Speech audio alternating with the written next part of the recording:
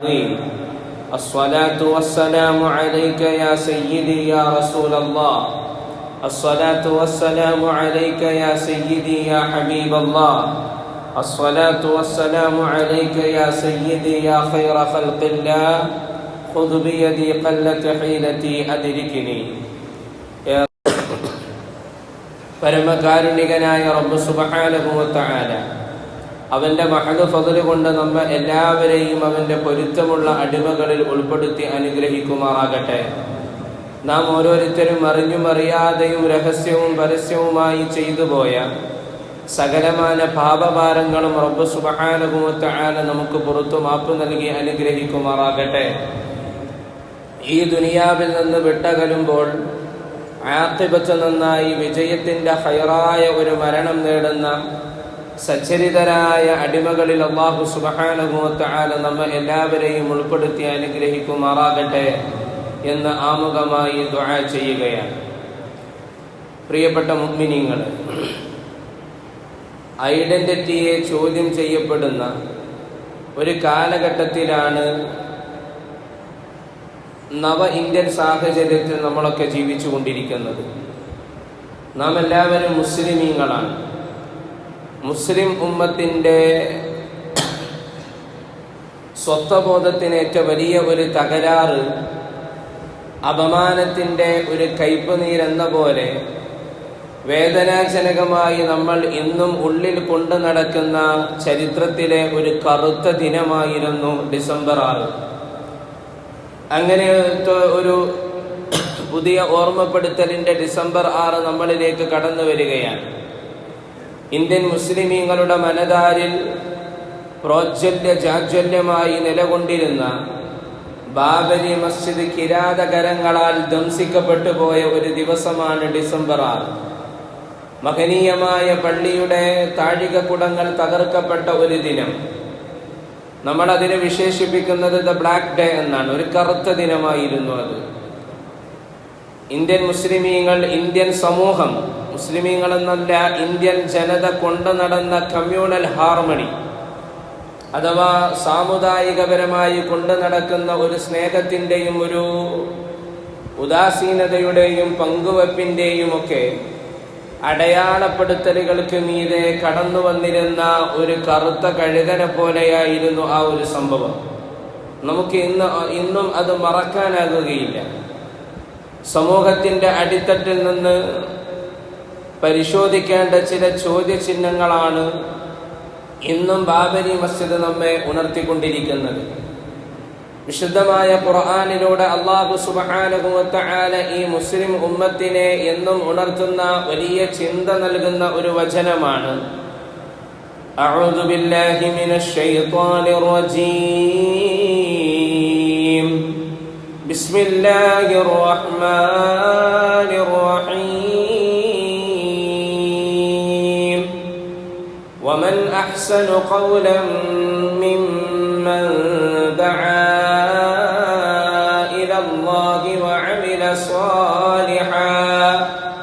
وقال إنني من المسلمين. ഒരു മനുഷ്യൻ ഉരവിടുന്ന വാചകങ്ങളിൽ ഏറ്റവും മനോഹരമായ വാചകം എന്ന് പറയുന്നത് വഖാല ഇന്നനി മിനൽ മുസ്ലിമീൻ, ഞാനൊരു കറകളഞ്ഞ മുസ്ലിമാണ് എന്ന് ഉച്ചൈസ്തരം പറയാൻ കഴിയുന്ന ഒരു വിശ്വാസധാരയുടെ നാമമാണത്. ഇത് ആരുടെ ജീവിതത്തിലാണോ വാക്കുകളിലാണോ യഥാവിധം യാഥാർത്ഥ്യപൂർവം പ്രതിഫലിക്കുന്നത് അവൻ ആ സമൂഹത്തിൽ ഏറ്റവും ഉയർന്നവനാണ്. അല്ലാഹു പറയുന്നു ദആ ഇലല്ലാഹ്, അവന്റെ ജീവിതം മൂലം അവൻ ആളുകളെ അല്ലാഹുവിലേക്ക് ക്ഷണിക്കുകയാണ്. വഅമില സ്വാലിഹ, ജീവിതത്തിൽ ധാരാളം സൽക്കർമ്മങ്ങൾ അനുവർത്തിക്കുകയാണ്. വഖാല ഇന്നനീ മിനൽ മുസ്ലിമീൻ, ഞാനൊരു മുസ്ലിമാണ് എന്ന് ഉച്ചൈസ്തരം പറയുകയും ചെയ്യുന്നവൻ ഏറ്റവും നന്മ നിറഞ്ഞവനാണെന്ന് വിശുദ്ധമായ ഖുർആൻ. ഇസ്ലാം എന്ന് പറയുന്നത് അല്ലാഹു നമുക്ക് നൽകിയിരിക്കുന്ന ഒരു മതത്തിന്റെ സുന്ദരമായ നാമമാണ്. മഹാനായ സയ്യിദന ഇബ്രാഹിം നബി അലൈഹി സ്വലാത്തു വസ്സലാം ഹുവ സമ്മാകുമുൽ മുസ്ലിമീൻ, ഇബ്രാഹിം നബിയാണ് നിങ്ങൾക്ക് മുസ്ലിം എന്ന ഒരു നാമം നൽകിയിരിക്കുന്നത്. മുസ്ലിം എന്നാൽ അതിന്റെ അർത്ഥം അനുസരണയുള്ളവൻ എന്നാണ്. അനുസരണയുള്ളവൻ എന്ന് പറയുമ്പോ സ്വന്തം ശരീരത്തെയും സ്വന്തം ആഗ്രഹങ്ങളെയും സ്വന്തം ന്യായങ്ങളെയും ഇലാഹായ അല്ലാഹു സുബ്ഹാനഹു വ തആലയുടെ ആദർശത്തിന്റെ മുമ്പിൽ അടിയറവ് വെക്കാൻ കഴിയുന്നവൻ എന്നാണ് ആ നാമത്തിന്റെ അർത്ഥം. നമ്മുടെ താല്പര്യങ്ങൾ വേറെയായേക്കാം, നമ്മളുടെ ആഗ്രഹങ്ങൾ വേറെയായേക്കാം, വൈകാരികമായി നമ്മളുടെ മനസ്സിൽ തോന്നുന്നത് മറ്റൊന്നായേക്കാം. എല്ലാത്തിൻ്റെയും അപ്പുറം അള്ളാഹുവിന്റെ പൊരുത്തത്തെയും അവന്റെ തൃപ്തിയെയും ആദരവായ നബിയുന മുഹമ്മദ് മുസ്തഫ സല്ലല്ലാഹു അലൈഹി വസല്ലമ തങ്ങളുടെ സുന്നത്തിനെയും ഈ ഉമ്മത്തിന്റെ പൊതുവായ ഒരു നന്മയെയുമാണ് തിരഞ്ഞെടുക്കുന്നത് എങ്കിൽ അതാണ് മുസ്ലിം എന്നതിന്റെ ഏറ്റവും ശരിയായ അർത്ഥമെന്ന് പറയുന്നത്.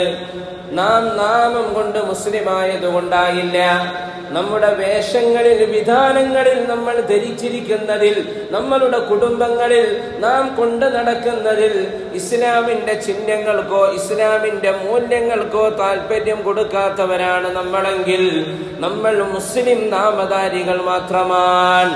അല്ലാഹു സുബ്ഹാനഹു വ തആല ഈ ഉമ്മത്തിന് പ്രഖ്യാപിതമായി നൽകുന്ന വലിയ ഒരു പാരിതോഷികമായി നൽകുന്ന സമ്മാനമാണ് കുൻതും ഖൈറ ഉമ്മ, നിങ്ങൾ ഏറ്റവും നല്ല ഉമ്മത്താണ്.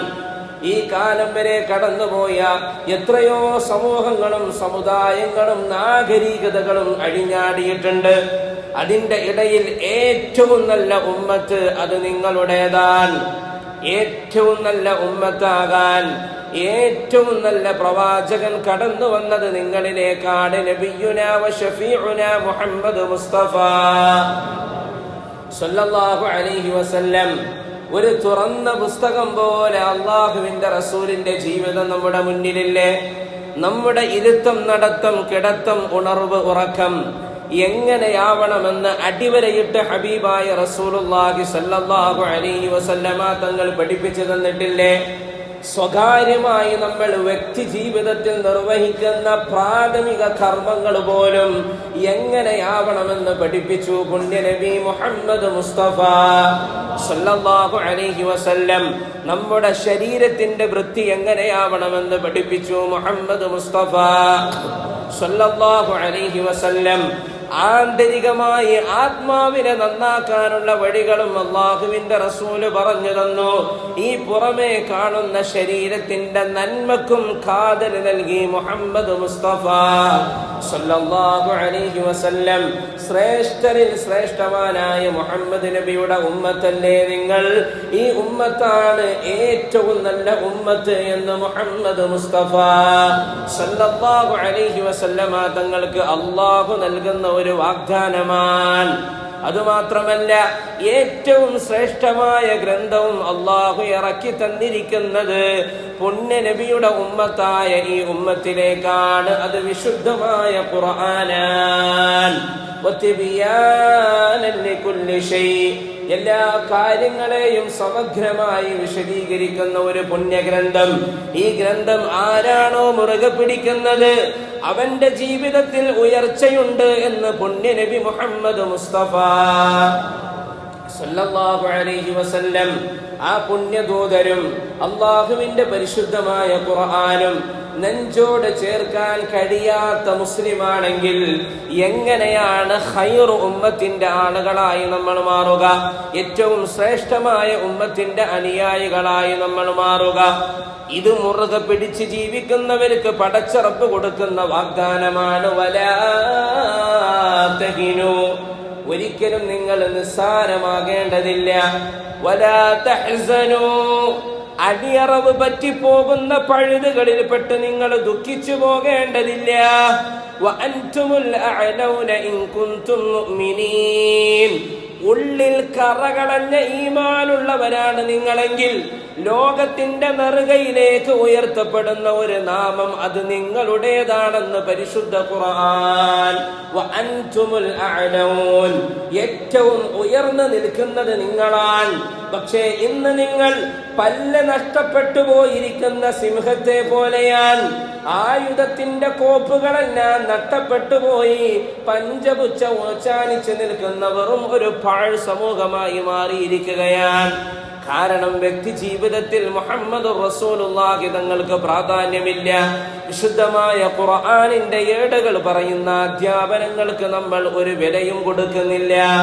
ആ സമൂഹത്തെ അല്ലാഹു സുബ്ഹാനഹു വ തആല അരികുവൽക്കരിക്കുമെന്ന് പുണ്യ നബി മുഹമ്മദ് മുസ്തഫ സല്ലല്ലാഹു അലൈഹി വസല്ലം. നേരെ മറിച്ചാണെങ്കിൽ ശത്രുവിന്റെ മനതാരിൽ നിങ്ങളെ കുറിച്ചുള്ള ഭയം ഇട്ടുകൊടുക്കുമെന്ന് മുഹമ്മദ് മുസ്തഫ സല്ലല്ലാഹു അലൈഹി വസല്ലമ തങ്ങൾ കണ്ടതാണ്. എത്രയോ കാലങ്ങൾ ഈ സമൂഹത്തിലൂടെ കടന്നുപോയില്ലേ, ഒരുപാട് പതനങ്ങൾ അനുഭവിക്കേണ്ടി വന്നവരാണ്.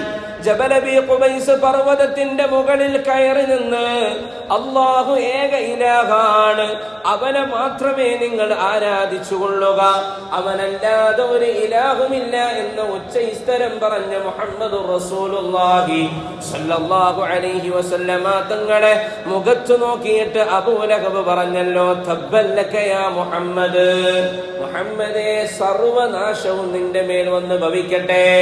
ആ അബൂ ലഹബിന്റെയും ഖുറൈശികളിൽപ്പെട്ട ആളുകളുടെയും കുൽസിത ശ്രമത്തിന്റെ ഫലമായി അള്ളാഹുവിന്റെ റസൂലിന്റെ കൊച്ചാപ്പ, അള്ളാഹുവിന്റെ ഹബീബിന്റെ എളാപ്പ അബൂ ത്വാലിബിന് പോലും നിസ്സംഗതം വന്നുപോയ നിമിഷമില്ലേ? അബൂ ത്വാലിബ് മുഹമ്മദ് റസൂലുള്ളാഹി തങ്ങളോട് ചർച്ച നടത്തുകയാണ്. ഒന്ന് പിന്മാറിക്കൂടെ?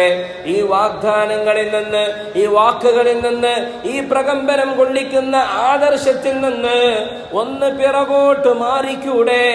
എന്ത് വേണമെങ്കിലും തരാൻ അവര് സന്നദ്ധരാണ് എന്ന് പറഞ്ഞപ്പോൾ എന്റെ കയ്യിൽ നിങ്ങൾ ആകാശത്തിന്റെ ചുമടയുള്ള ഭൂമിയെക്കാളും 13 ലക്ഷം കോടി ഇരട്ടി വലിപ്പം വരുന്ന സൂര്യനെ വെച്ച് തന്നാലും ഞാൻ അല്ലാഹു ഏകനാണ് എന്ന് പറയുന്നതിൽ നിലനിൽക്കുമെന്ന് പറഞ്ഞു മുഹമ്മദ് മുസ്തഫ സല്ലല്ലാഹു അലൈഹി വസല്ലം.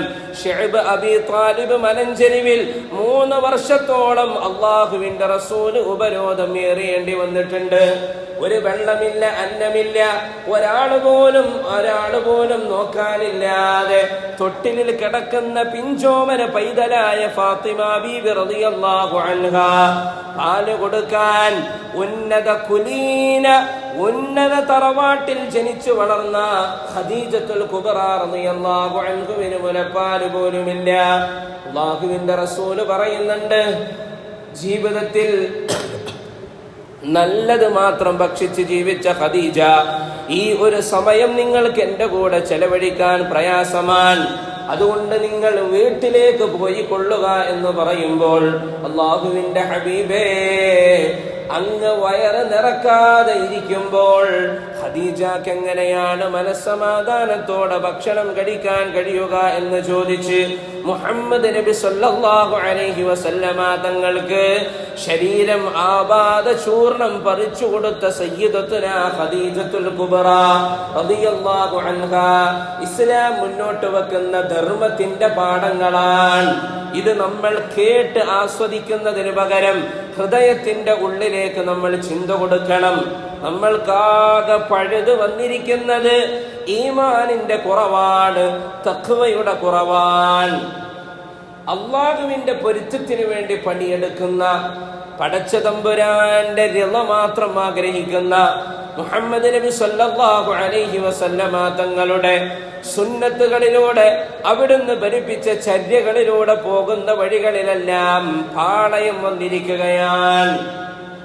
ഹബീബായ നബിയുനാ റസൂലുള്ളാഹി സ്വല്ലല്ലാഹു അലൈഹി വസല്ലമ തങ്ങൾക്ക് വിശുദ്ധമായ ഖുർആനിൽ അവസാനമായി അല്ലാഹു കള്ളിന്റെ വിഷയത്തിൽ ആയത്തിറക്കി കൊടുത്തു. അല്ലാഹുവിന്റെ റസൂലേ, അങ്ങ് പറയണം, ഇന്നമൽ ഖംറു വൽ മൈസിറു വൽ അൻസാബു വൽ അസ്ലാമു റിജ്സും മിൻ അമലി ശൈത്താൻ. മദ്യപാനവും ലഹരിയുടെ ഉപയോഗവും അങ്ങനെ തുടങ്ങി ജാഹിലിയ്യ കാലഘട്ടത്തിൽ നിന്ന് കടമെടുത്തിരിക്കുന്ന ചൂതാട്ട കളികളുമെല്ലാം അത് പിശാചിന്റെ ദുർബോധനങ്ങളിൽപ്പെട്ടതാണ്. അവൻ കാണിച്ചു തരുന്ന വളരെ മ്ലേച്ഛമായിരിക്കുന്ന കാര്യങ്ങളിൽപ്പെട്ടതാണ്. ദുനിയാവിലും ആഖിറത്തിലും വിജയം വേണമെങ്കിൽ ഈ മദ്യപാനം ഉപേക്ഷിച്ചു കൊള്ളണമെന്ന് പുണ്യനബി മുഹമ്മദ് മുസ്തഫ സല്ലല്ലാഹു അലൈഹി വസല്ലമ തങ്ങൾക്ക് വചനം ഇറങ്ങുകയാണ്. മദീനയുടെ തെരുവോരങ്ങളിൽ അല്ലാഹുവിന്റെ റസൂലിലേക്ക് വന്ന വഹയിന്റെ വിളംബരം കടന്നു വന്നു. ഇമാം മഹാനായ അനസ് റളിയല്ലാഹു അൻഹു, അല്ലാഹുവിന്റെ റസൂലിന്റെ 10 വർഷത്തെ ഖാദിമായ അനസ് റളിയല്ലാഹു അൻഹു ഷാമിൽ നിന്ന് അടിക്കടിയായി കെട്ടിക്കൊണ്ടുവന്ന മദ്യശേഖരത്തിന്റെ വിപുലമായ ഒരു കട നടത്തിയിരുന്ന ആളാണ്. കാരണമെന്ന് മദ്യം ഹറാമാക്കിയിട്ടില്ല, വിപുലമായ ശേഖരമുണ്ട്. അപ്പോഴാണ് ആയത്തിറങ്ങിയെന്നത് എന്നേക്കുമായി മദ്യം ഒഴിവാക്കണമെന്ന്. ഒരു സെക്കൻഡ് നിമിഷം പോലും അല്ലാഹുവിന്റെ റസൂലിനോട് അവധി ചോദിക്കാൻ അവർ തയ്യാറായില്ല. നിരത്തപ്പെട്ടിരുന്ന എല്ലാ ശേഖരങ്ങളും അടിച്ചു തകർത്ത് ഹബീബായ റസൂലുള്ളാഹി തങ്ങളുടെ കൽപ്പന നിറവേറ്റാൻ മുന്നിൽ നിന്നു മഹാനായ അനസ് റളിയല്ലാഹു അൻഹു. ആ അനസ് റളിയല്ലാഹു അൻഹു ഹദീസിലൂടെ പറയുന്നുണ്ട്, മാസങ്ങളോളം ദിവസങ്ങളോളം മദീനയിൽ മദ്യത്തിന്റെ ഗന്ധം മാത്രം ഞങ്ങൾ ശ്വസിച്ചുകൊണ്ട് കഴിയേണ്ട അവസ്ഥ വന്നിരുന്നു. വിശുദ്ധമായ ഖുർആനിൽ അല്ലാഹു സുബ്ഹാനഹു വ തആല ആയത്തിറങ്ങുകയാണ്, യാ അയ്യുഹൻ നബിയ്യു ഖുൽ ലി അസ്വാജിക വ ബനാതിക വനിസാഇൽ മുഅ്മിനീന യുദ്നീന അലൈഹിന്ന മിൻ ജലാബീബിഹിന്ന. അല്ലാഹുവിന്റെ റസൂലേ, അങ്ങയുടെ പ്രിയതമയോട് പ്രിയതമകളോട് പറയണം, അങ്ങയുടെ ബീവിമാരോട് പറയണം, അങ്ങയുടെ പെൺമക്കളോട് പറയണം, മുസ്ലിം സമൂഹത്തിലെ പെണ്ണുങ്ങളോട് പറയണം. ഇത് പൊതുവായ പെണ്ണുങ്ങളോടല്ല ഖുർആൻ പറയുന്നത്, മുസ്ലിമായ സ്ത്രീകളോടാണ് പറയുന്നത്. യുദ്നീന അലൈഹിന്ന മിൻ ജലാബീബിഹിന്ന, അവരവരുടെ മാറിടം മറയുന്ന മുഖമക്കനകൾ താഴ്ത്തിയിട്ടുകൊണ്ട് ജീവിച്ചു കൊള്ളട്ടെ, അവരുടെ മുഖം മറച്ചു കൊള്ളട്ടെ എന്ന് പരിശുദ്ധ ഖുർആൻ. ഒരു വസ്ത്രം മാത്രം ധരിച്ച് നടന്നിരുന്ന മദീനയിലേക്ക് ഹിജറ കഴിഞ്ഞു വന്നെത്തിയ സ്വഹാബി വനിതകളാണ്. അവരുടെ കൈകളിൽ ഇഷ്ടം പോലെ ധരിക്കാൻ വേഷവിധാനങ്ങളില്ല, ഒരു തുണി മേടിക്കാൻ കടകമ്പോളങ്ങളില്ല. ഷാമിൽ നിന്ന് വിപുലമായിരിക്കുന്ന ശേഖരത്തിന്റെ കച്ചവട വ്യവഹാര ശേഖരങ്ങൾ വന്നെങ്കിലേ ഇനി ഒരു തുണി വാങ്ങിക്കാൻ കഴിയുകയുള്ളൂ. പക്ഷേ ഖുർആനിന്റെ വചനം ഇറങ്ങിയപ്പോ സഫിയ ബീവി റളിയല്ലാഹു അൻഹ പറയുകയാണ്, ഉണ്ടായിരുന്ന വസ്ത്രങ്ങൾ കീറി അതുകൊണ്ട് ഉടനടി മുഖമക്കന നെയ്ത് അത് ധരിച്ചവരാണ് പുണ്യനബിയുടെ ഉമ്മഹാത്തുൽ മുഅ്മിനീൻ, നമ്മുടെ ഉമ്മമാരായ സ്വഹാബി വനിതകൾ. ഇവരെയാണ് മാതൃകയാക്കാൻ അല്ലാഹുവിന്റെ റസൂല് നമ്മളോട് പറയുന്നത്. അവിടെ പിന്നെ ഇത് എന്ത് കാര്യത്തിനാണ് എന്ന ചോദ്യത്തിന്റെ പ്രസക്തിയില്ല. കാരണം ജുലൈബീബ് റളിയല്ലാഹു അൻഹുവിന്റെ വിവാഹാലോചന നമുക്കറിയാം. കുരുടനായ, കണ്ണ് കാണാത്ത, ലേശം മാത്രം കാണുന്ന അതിവിരൂപിയായ ഒരു മനുഷ്യനാണ്.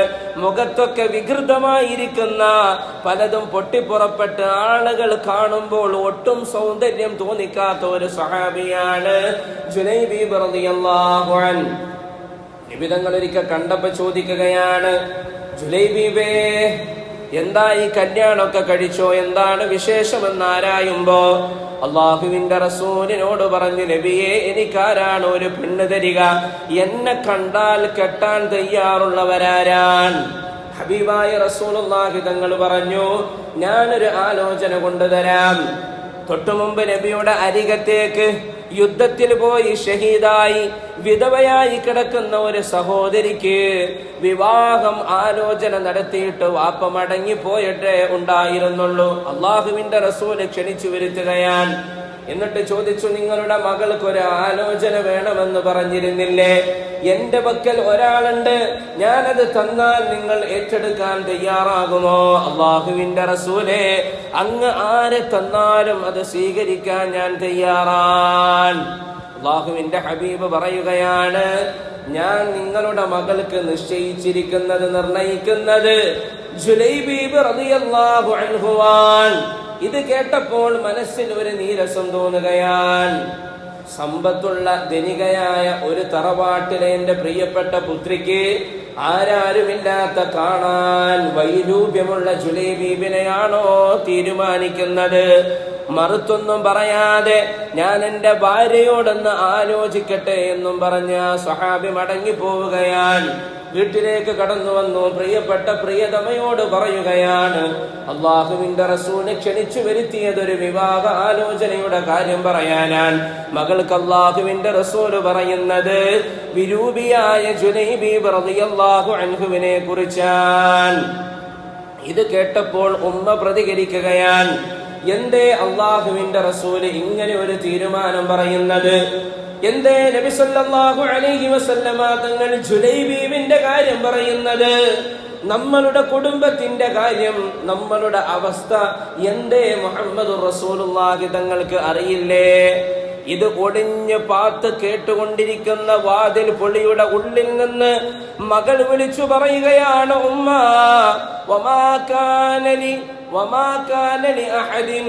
അല്ലാഹു സുബ്ഹാനഹു വ തആല അവന്റെ റസൂൽ ഒരു കാര്യം പറഞ്ഞാൽ, വമാ കാന ലിമുഅ്മിനിൻ വലാ മുഅ്മിനത്തിൻ ഇദാ ഖളല്ലാഹു വ റസൂലുഹു അംറാ അയ്യകൂന ലഹുമുൽ ഖിയറ. അല്ലാഹുവും അവന്റെ റസൂലും ഒരു കാര്യം പറഞ്ഞാൽ ആ കാര്യത്തിൽ മറുത്തൊരു തീരുമാനം എടുക്കാനോ ആലോചിക്കാനോ ഒരു സത്യവിശ്വാസിക്കോ ഒരു സത്യവിശ്വാസിനിക്കോ അർഹതയില്ല, അതിൽ അവകാശമില്ല എന്ന ആയത്ത് നിങ്ങൾ കേട്ടിട്ടില്ലേ? 100% ജുലൈബീബ് റളിയല്ലാഹു അൻഹുവിനെ സ്വീകരിക്കാൻ ഞാൻ തയ്യാറാണെന്ന് ദീനിൽ ഖുർആനിൽ അവകാശമുള്ള ആ മകൾ അള്ളാഹുവിന്റെ റസൂലിനെ സാക്ഷി നിർത്തി തന്റെ പ്രിയപ്പെട്ട മാതാപിതാക്കളോട് പറയുകയാണ്. അത് വിവരമുള്ള മക്കൾക്ക് ദീൻ പഠിപ്പിച്ചു കൊടുക്കുമ്പോൾ, ഖുർആൻ പഠിപ്പിച്ചു കൊടുക്കുമ്പോൾ കിട്ടുന്ന ഒരു ഗുണമാണ്. ജുലൈബീബ് റളിയല്ലാഹു അൻഹുമായി വിവാഹം നടക്കുകയാണ്. വിവാഹം നടന്ന അന്നേ ദിവസം തന്നെ വലിയ പ്രമാദമായ ഒരു യുദ്ധത്തിന്റെ ആഹ്വാനം വന്ന് ആദ്യ രാത്രിയിൽ കിടപ്പിറ പങ്കിടുന്നതിന് പകരം ജുലൈബീബ് റളിയല്ലാഹു അൻഹുവിന് യുദ്ധത്തിലേക്ക് പോകേണ്ട ഒരു സന്ദർഭം വരികയാണ്. യുദ്ധത്തിൽ മഹാനവറുകൾ ഷഹീദാവുകയും ചെയ്തു. ആ സമയത്ത് അള്ളാഹുവിന്റെ റസൂൽ സല്ലല്ലാഹു അലൈഹി വസല്ലമ തങ്ങൾ യുദ്ധത്തിലെ ശുഹദാക്കളെ നോക്കുമ്പോൾ കൂട്ടത്തിൽ ജുലൈബീബ് റളിയല്ലാഹു അൻഹും കിടക്കുന്നുണ്ട്. റസൂലുള്ളാഹി തങ്ങൾ പറയുന്നുണ്ട്, ഖദിഷ്തറൽ ജന്ന, സ്വർഗ്ഗത്തെ വിലക്ക് വാങ്ങിച്ചിരിക്കുന്ന സ്വഹാബിയാണ് മഹാനായ ജുലൈബീബ് റളിയല്ലാഹു അൻഹു. അകക്കളത്തിൽ ഈമാനിന്റെ കാമ്പും കടമ്പും ഉണ്ടാകുമ്പോ അള്ളാഹു നൽകുന്ന പാരിതോഷികങ്ങൾ അപാരമാണ് എന്ന് പഠിപ്പിക്കുകയാണ്. നമ്മളുടെ കുടുംബം ഈമാനികമാവണം, നമ്മൾ ഈമാനികമാവണം. ഈ പുറത്തുള്ള വേഷങ്ങളോ വിധാനങ്ങളോ നാമത്തിന്റെ പേരുകളോ അതിന്റെ വിലാസങ്ങളോ അതിന്റെ പ്രൗഢിയോ അല്ല നമ്മളെ മഹാരഥന്മാരാക്കുന്നത്. അള്ളാഹുവിന്റെ ഖുർആൻ പറയുന്നു, അൻതുമുൽ അഅലൂൻ, നിങ്ങൾ സമുന്നതരാണ്. ഇൻ കുൻതും മുഅ്മിനീൻ, ഉള്ളിൽ ഈമാൻ ഉണ്ടെങ്കിൽ തൗഹീദ് കി അമാനത് സീനോ മേ ഹേ ഹമാരാ നാമോ നിശാൻ ഹമാരാ ആസാൻ നഹി മിഠാനാ. കറകളഞ്ഞ തൗഹീദിന്റെ ഈമാനിന്റെ ഏറ്റവും കണികമായിരിക്കുന്ന ഒരു ഉൾവിലി അകക്കളത്തിലുണ്ടെങ്കിൽ നാമോ നിശാൻ ഹമാര, പള്ളിയുടെ താഴിക കുടങ്ങൾ ഒരുപക്ഷെ തകർക്കപ്പെട്ടേക്കാം, ഉള്ളിലുള്ള ഈമാനിന്റെ സ്തൂപങ്ങളും മിനാരങ്ങളും ഒരിക്കലും നിങ്ങൾക്ക് മായ്ച്ചു കളയാൻ കഴിയുകയില്ല എന്ന ഇഖ്ബാലിന്റെ വരികളാണ് ഈ ഉമ്മത്തിനെ ശക്തിപ്പെടുത്തിയിട്ടുള്ളത്. എല്ലാം തകർക്കപ്പെട്ടാലും മുസ്ലിം സമൂഹത്തിന്റെ ഒരുമയോടെയുള്ള ആദർശത്തിന്റെ വീര്യത്തിന്റെ മുന്നിൽ ഏത് ശത്രുക്കളും പരാജയപ്പെട്ടു പോകുമെന്നത് ചരിത്രത്തിന്റെ വലിയ ആഖ്യാനങ്ങളാണ്.